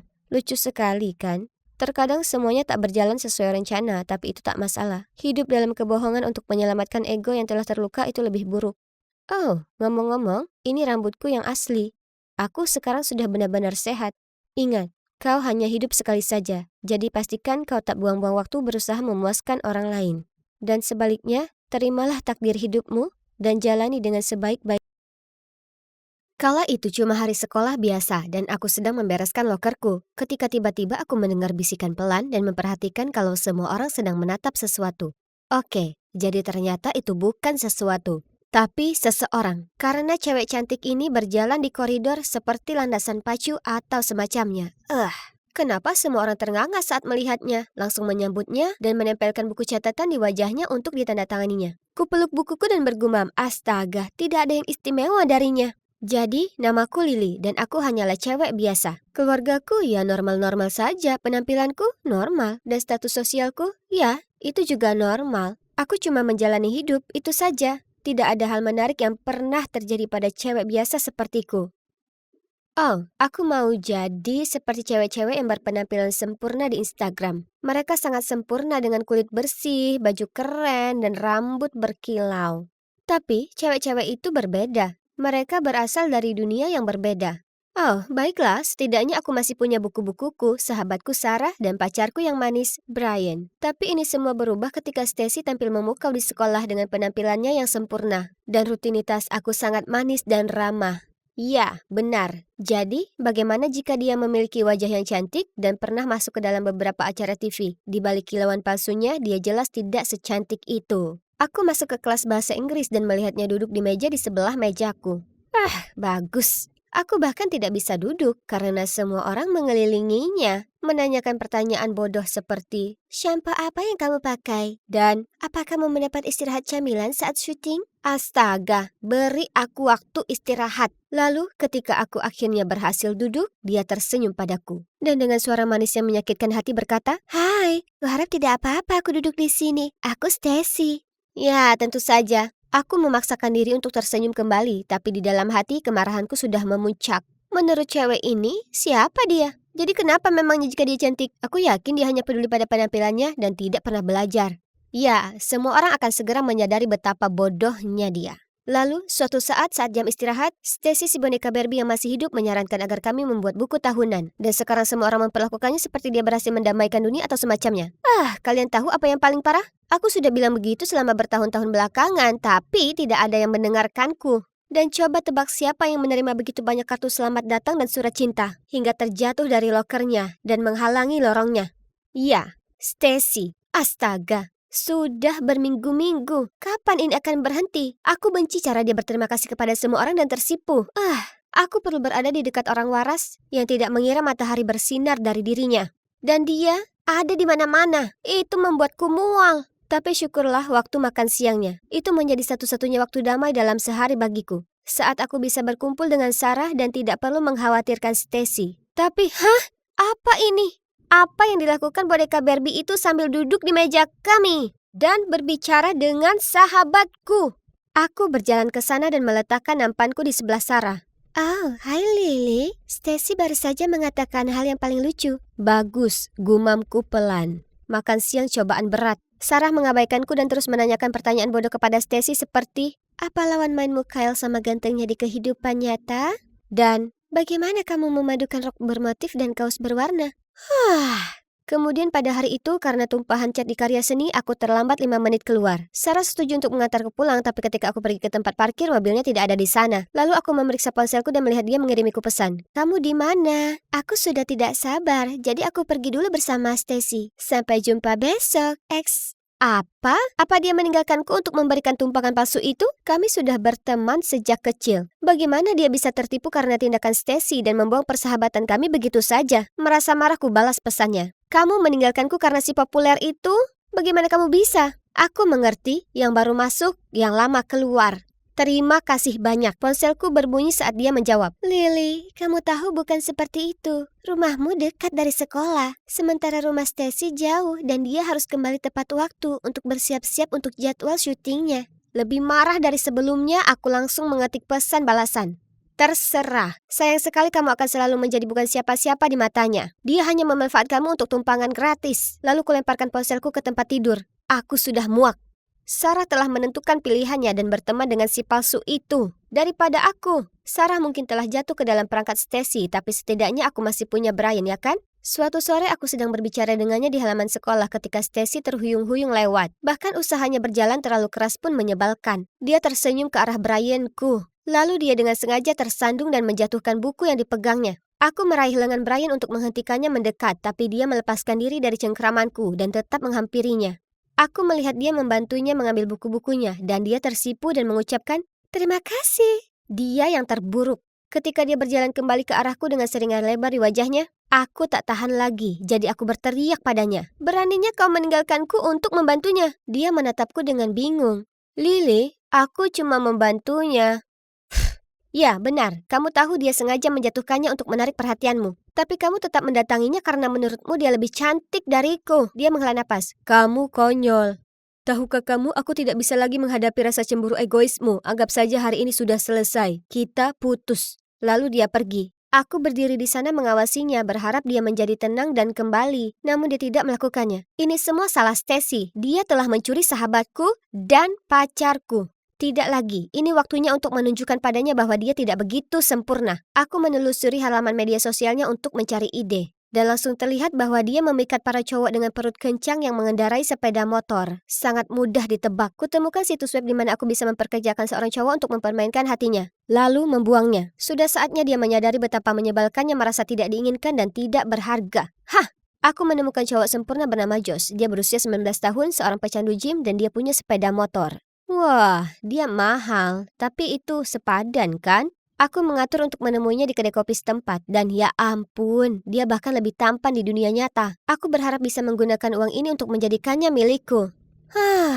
Jadi kesepakatannya adalah dia akan menggoda Stacy, membuatnya sangat mencintainya, dan kemudian putus dengannya. Senin berikutnya aku keluar dari sekolah dan melihat motor Josh diparkir di dekat gerbang sekolah, sambil memegang helmnya dan tampak seperti dia seorang bintang film. Tentu saja, setiap cewek menatapnya, tapi dia langsung menuju Stacy. Lalu, 1 minggu kemudian, aku melihatnya menjemput Stacy dari sekolah. Wah, aku tahu itu. Aku telah memilih orang yang tepat. Josh adalah seorang penakluk wanita. Mereka terlihat sangat dekat dan aku harus mengingatkan diri sendiri kalau dia hanyalah seorang aktor dan dia melakukan pekerjaannya.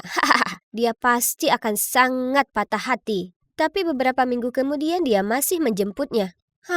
Kenapa dia belum putus dengannya? Jadi aku menelponnya dan bertanya, kenapa lama sekali? Dia menjawab bahwa dia akan segera melakukannya. Dia hanya membuatnya semakin jatuh cinta padanya sebelum dia melakukannya. Sadis. Berminggu-minggu berlalu dan dia masih belum mengakhirinya. Lalu aku sedang berjalan melewati bioskop. Aku melihat mereka di sana sedang berciuman. Apa? Ini bukanlah rencananya. Karena marah, aku mengatur untuk menemuinya keesokan harinya di kedai kopi. Dia jalan mendekat dan tidak bisa menatap mataku saat dia berkata, Maaf, aku tidak bisa melakukan ini lagi. Aku akan mengembalikan uangmu secepat mungkin. Kenapa? Apa kamu jatuh cinta padanya atau semacamnya? Kataku bercanda. Terjadi keheningan yang lama. Lalu dia melihat ke arah meja dan bergumam. Ya, benar. Kenapa hanya aku satu-satunya di planet ini yang bisa melihat betapa palsunya dia? Terima kasih padanya, aku kehilangan sahabatku, pacarku, dan sekarang tabunganku.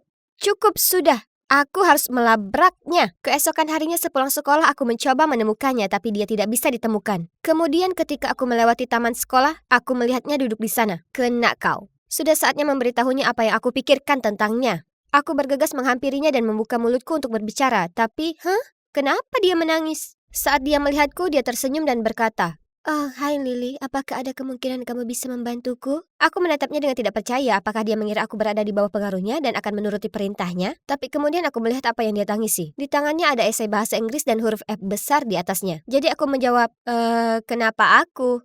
Kamu pintar sekali. Kamu menjawab semua pertanyaan di kelas dengan benar. Aku tidak ingin dihakimi berdasarkan nilai burukku. Itu sebabnya aku tinggalkan sekolah lamaku. Anak-anak lain menyebutku si cantik tanpa otak. Aku pindah ke sini untuk memulai awal yang baru. Tapi sekarang aku masih gagal. Oke, jadi pada saat itu aku menyadari bahwa ada hal-hal yang aku kuasai. Nilaiku bagus, dan aku cukup hebat dalam mengingat fakta. Aku begitu dibutakan oleh rasa iri hingga kehilangan fokus pada hal-hal ini dan hanya melihat apa yang tidak kumiliki. Semua ini bukan salah Stacy. Dia tidak pernah benar-benar melakukan hal buruk kepadaku. Aku mengarang semuanya di kepalaku karena aku iri padanya. Jadi aku duduk di sebelahnya dan berkata, "Tidak ada yang akan memanggilmu seperti itu karena aku akan membantumu belajar. Kamu mau?" Dia memberiku senyuman penuh harap dan aku mengangguk. "Terima kasih banyak." Dia memelukku. Jadi begitulah cara Stacy berubah dari musuhku menjadi temanku. Dia sebenarnya cewek yang sangat manis dan baik hati. Tidak heran mengapa semua orang sangat mengaguminya. Dan aku salah menilai dia dari penampilannya dan tidak memberinya kesempatan yang adil. Dia masih bersama Josh dan dia tidak tahu kalau aku mempekerjakannya untuk menghancurkan hatinya. Tapi hey, dia sekarang punya pacar keren yang memujanya. Jadi itu bisa dianggap sebagai kompensasi, ya kan? Brian dan aku masih putus. Tapi kalau dipikir-pikir, mungkin ini yang terbaik. Aku tahu aku bereaksi berlebihan, tapi dia menyerah begitu saja. Dan iya, aku mau mencari cowok yang tidak melakukan itu. Kalau masalah Sarah, aku pergi ke rumahnya dengan tas penuh permen favoritnya. Dan aku meminta maaf karena telah menjadi orang yang cemburu. Beruntungnya aku, dia memaafkanku. Sekarang, Sarah, Stacy, dan aku telah menjadi teman baik. Sarah dan aku sama-sama membantu Stacy belajar. Dan dia memberi kami tips fashion. Dan tahukah kalian, aku menyadari bahwa aku cantik. Aku hanya perlu menemukan gayaku. Jadi akhirnya aku belajar bahwa tidak ada orang yang sempurna. Kesempurnaan hanyalah ilusi. Yang penting kita merasa bahagia dengan apa yang kita miliki dan tidak pernah berhenti memperbaiki diri. Jadi jadilah dirimu sendiri dan biarkan orang lain berkonsentrasi untuk menjadi diri mereka sendiri. Aku sedang berdiri di luar kampus mengobrol dengan teman-temanku ketika tiba-tiba sebuah mobil polisi berhenti dan dari jendela mobil seorang polisi tampan melambai ke arahku lalu menyuruhku untuk bergegas masuk. Aku dengan penuh semangat, balas melambai padanya, mengucapkan selamat tinggal pada teman-temanku, dan bergegas menghampirinya di depan mata mereka yang terlihat kagum. Jadi, namaku Daisy, dan polisi tampan itu adalah Levi, pacarku yang luar biasa dan pemberani. Kami pertama kali bertemu di perpustakaan kota. Aku pergi ke sana untuk belajar, dan dia sedang mencari beberapa buku kriminal.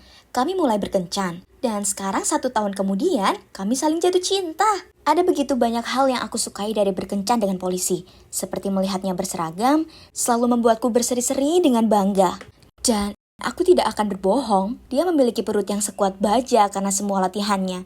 Wow! Selain itu, dia punya kebiasaan unik yang paling lucu, seperti saat kita pergi ke restoran atau teater. Dia selalu memeriksa sekeliling terlebih dahulu, memastikan apakah aman. Namun, walaupun aku suka berpacaran dengannya, tetap saja ada yang menyebalkan, seperti jadwal kerja yang tidak dapat diprediksi. Siang, malam, akhir pekan, kapan saja dia terus bekerja. Lalu saat kami akhirnya berhasil merencanakan sesuatu, dia terkadang mendapat panggilan telepon darurat dan harus membatalkan janji bersamaku. Ini menyebalkan, apalagi saat itu adalah pernikahan adik perempuanku. Tapi, tanpa diragukan lagi, hal yang paling menyebalkan adalah popularitasnya di mata cewek-cewek lain. Mereka seperti semut yang mengerubungi gula, terutama rekannya yang satu ini, Ellie. Suatu kali, Levi membawa rekannya Brad kembali saat aku sedang belajar di sana. Aku mendengar Brad berkomentar, "Levi, aku tidak pernah mengira kamu akan menjadi kutu buku. Kupikir kamu akan berakhir dengan Ellie. Semua orang bisa melihat kalian berdua punya chemistry yang kuat." Levi mencoba menertawakan hal itu dan bilang kalau itu tidak masuk akal, tapi rasa cemburu muncul dalam diriku. Saat Brad pergi, aku benar-benar kesal karenanya. Jadi aku mengemasi buku-bukuku dan pergi. Dia menghentikanku dan bertanya ada apa. Sambil berusaha sekuat tenaga untuk tidak menangis, aku berseru, "Kenapa kamu tidak bersama Ellie? Kamu menghabiskan seluruh waktumu bersamanya." Dia menggelengkan kepalanya, menyeringai, lalu berkata, "Abaikan Brad, dia seorang pelawak. Dan ya, aku menghabiskan waktuku dengan Ellie. Aku bekerja dengannya. Tapi kamulah yang kucintai, dan semua orang mengetahuinya. Sebenarnya, kenapa kamu tidak pindah saja ke tempatku, supaya kita bisa menghabiskan lebih banyak waktu bersama?" Kesedihanku segera diliputi oleh kebahagiaan, dan aku melompat ke pelukannya dan berteriak, "Benarkah? Ya, tentu saja. Ini sangat menarik." Aku pindah beberapa minggu kemudian, dan pada awalnya, tinggal bersama Levi adalah hal terbaik yang pernah ada. Namun seiring berjalannya waktu, ada hal-hal kecil yang mengganggu yang mulai terlintas di pikiranku. Misalnya, suatu hari aku sedang mengobrol dengan tetangga baru ketika Levi tiba di rumah dan dengan suara dingin memintaku masuk ke dalam. Kemudian dia dengan tegas mengatakan kepadaku untuk tidak pernah berbicara dengan orang asing. Tapi, ayolah, aku seorang cewek yang cerewet, ramah dan suka berbicara dengan orang lain untuk menjalin pertemanan baru. Entahlah, sepertinya aku bereaksi berlebihan. Maksudku, dia hanya memperhatikanku, kan? Namun, kebutuhannya akan memegang kendali semakin memburuk saat aku sudah berjanji untuk bertemu teman-temanku di kota. Levi juga akan ikut, tapi kemudian dia mendapat panggilan kerja di menit-menit terakhir dan tidak bisa ikut. Saat aku bilang aku akan naik taksi, dia ketakutan dan bilang aku tidak boleh pergi. Setelah aku kesal karenanya, dia dengan enggan menyetujui untuk mengizinkanku pergi. Dia menelpon perusahaan taksi terkenal untuk menjemputku, lalu memberitahuku kalau aku harus kembali sebelum jam 10 malam. Namun setelah beberapa kali minum, aku kehilangan kesadaran akan waktu. Aku terlalu bersenang-senang. Aku sedang berdansa dengan temanku ketika Levi menyerbu masuk, meraih lenganku, dan menarikku keluar dari sana. Semua orang menatap kami, tidak bisa dihindari karena dia mengenakan seragam polisi. Aku bahkan mendengar seorang cowok berteriak, "Pasti yang selalu berpura-pura polos itu kan?" Itu sangat memalukan. Di rumah, aku duduk merenung sementara dia mengambilkanku segelas air. Ketika dia mencoba memberikannya kepadaku, aku melompat berdiri dan berteriak kepadanya, "Kamu konyol! Dan berkat kamu, semua orang di bar menganggapku semacam penjahat. Aku tidak butuh jam malam." "Bukan seperti itu," katanya. Tapi aku begitu kesal, sehingga aku melewatinya dan membanting pintu kamar di belakangku. Aku menangis sampai tertidur. Aku benci berdebat dengannya. Aku tidak menanggapinya sepanjang hari besoknya, namun kemudian pada malam harinya, dia tiba di rumah dengan membawa kotak hadiah dan meminta maaf karena telah membuatku sedih. Itu manis sekali. Aku memeluknya dan berkata, "Aku juga minta maaf." Lalu aku membuka kotak itu adalah jam tangan yang sangat cantik. Aku perhatikan ada tombol tambahan di sana, tapi aku tidak terlalu memikirkannya.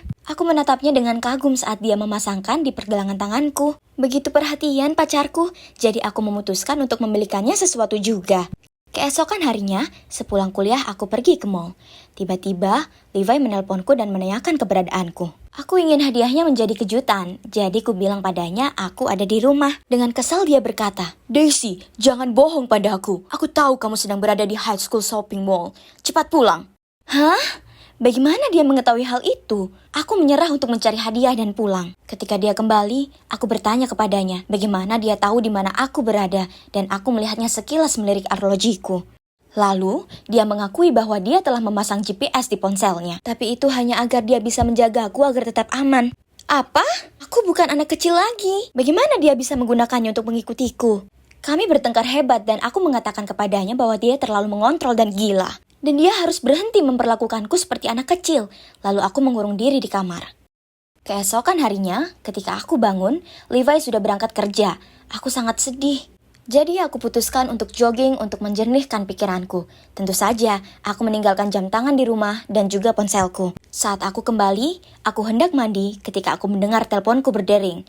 Itu Levi. Lalu aku menyadari ada 50 panggilan tak terjawab dan banyak sekali pesan darinya.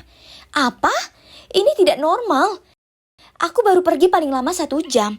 Ngomong-ngomong, aku memasang kembali arlojiku, lalu tiba-tiba pintu terbanting terbuka, dan Levi menyerbu masuk, dan dia berteriak kepadaku. "Kamu baik-baik saja? Kamu mau pergi kemana? Kenapa kamu tidak menjawab teleponku?" Ini menyebalkan, karena aku mencintainya, tapi aku tahu aku tidak bisa hidup seperti ini lagi. Jadi, ku bilang padanya aku butuh kebebasan, lalu menuju pintu. Dia tampak sangat marah sambil meraih tanganku, menarikku ke kamar atas, lalu mengunciku di dalam. Aku menggedor pintu dan memohon padanya untuk membiarkanku keluar. Daisy, percayalah, ini demi kebaikanmu sendiri. Kamu tidak aman di luar sana. Lalu aku mendengar langkah kakinya menghilang dan aku tahu dia sudah pergi. Aku meringkuk seperti bola dan menangis sampai tertidur. Saat aku terbangun, keadaan di luar sana sudah sangat gelap. Aku mencari sesuatu di ruangan itu untuk membantuku dan menemukan tangga tali. Keuntungan hidup dengan polisi yang selalu siap. Aku menggunakannya untuk memanjat keluar jendela, tapi begitu aku mencapai tanah, dua pria muncul. Lalu tiba-tiba semuanya menjadi gelap. Ketika aku membuka mata, aku menyadari bahwa aku berada di ruangan yang gelap dan lembab dan aku diikat. Kedua pria itu sedang duduk di dekat pintu dan berbicara satu sama lain. Aku mulai panik. Aku sudah menonton cukup banyak film untuk mengetahui bahwa ini hal yang buruk. Salah satu pria melihat ke arahku dan aku langsung memejamkan mata. Tapi sudah terlambat, dia melihat aku sudah bangun. Jadi dia berjalan mendekat dan berkata, "Oh, selamat datang kembali sayang." Karena panik, aku bertanya, "Siapa kamu? Kenapa aku?" Dia terkikik. "Oh ya, andai saja pacarmu itu ada di sini, kita bisa bertanya padanya." Lalu dia mengangkat teleponnya, dan beberapa detik kemudian, aku mendengar suara Levi di saluran lain. "Halo, masih ingat aku? Sepertinya kami punya sesuatu yang berharga bagimu." Aku mendengar suara ketakutan dalam suara Levi. "Biarkan dia pergi, kematian istrimu bukan salahnya. Karena salahmu dia meninggal. Sekarang giliranmu yang kehilangan wanita yang kamu cintai. Datanglah ke sini sendiri kalau kamu masih ingin melihat wajahnya lagi. Dan jangan pernah berpikir untuk meminta bantuan." Dia menutup telepon, lalu menatapku sebelum dia menendang tong kosong di sebelahku. Aku tersentak kembali dan dia tertawa.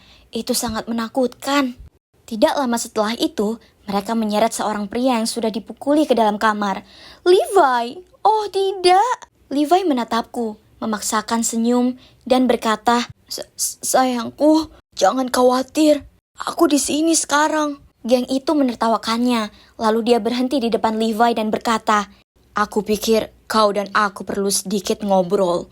Sebut saja masalah pria." Aku tahu aku perlu menemukan cara untuk membantunya. Tapi apa? Saat itulah aku melihat jam tanganku sudah ada GPS. Jadi mungkin tombol tambahan untuk melakukan sesuatu. Aku berjuang untuk menekannya, yang tidak mudah dilakukan dengan tangan yang terikat. Percayalah, namun pada akhirnya aku berhasil melakukannya. Pada titik ini Levi tidak sadarkan diri, dan aku mulai menangis. Aku tidak ingin kehilangan dia. Tidak seperti ini. Orang itu memasang sesuatu di sampingnya. Oh tidak, itu adalah bom. Dia mencibir, "Kamu punya waktu 30 menit lagi untuk mengucapkan selamat tinggal pada kekasihmu." Lalu orang-orang itu pergi. Aku memanggil nama Levi dan terisak betapa aku mencintainya. Sejujurnya aku mengira kami berdua akan mati di sana. Dan menyaksikan penghitung waktu menghitung mundur menuju kematian kami adalah perasaan terburuk yang pernah ada. Tiba-tiba pintu terbuka. Awalnya aku mengira orang-orang itu yang kembali. Namun sebaliknya, Brad dan timnya bergegas mendekat. Melihat bomnya, lalu segera membawa aku dan Levi keluar dari sana. Aku didorong ke tanah sesaat sebelum terjadi ledakan besar. Dan rumah itu meledak. Dalam perjalanan ke rumah sakit, Ellie menjelaskan semuanya kepadaku. Ternyata ini melibatkan kasus kriminal rumit yang terjadi tahun lalu.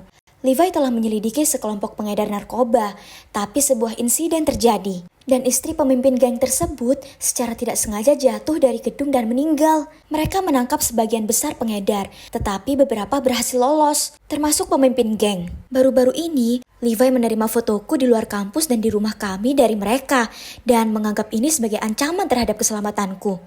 Nah, itu menjelaskan semua perilaku Levi yang suka mengendalikan dan aneh. Aku merasa sangat bersalah karena salah menilai Levi. Dia adalah pria paling manis, paling berani, dan aku sangat mencintainya. Aku mendampinginya sampai dia pulih di rumah sakit. Lalu suatu hari dia akhirnya membuka matanya, menatapku, dan bergumam, "Ini dia wanita yang aku cintai." Aku memeluknya, tentu saja dengan lembut. Sungguh melegakan mengetahui dia akan baik-baik saja. Geng tersebut masih ada di luar sana, tetapi mudah-mudahan mereka akan segera menangkapnya. Aku memang mengkhawatirkannya, tapi tidak apa-apa, karena aku tahu ada Levi yang melindungiku. Lagi pula, dia adalah pahlawanku di kehidupan nyata, dan aku tahu bahwa dengan adanya dia di sisiku, kita pasti bisa melewati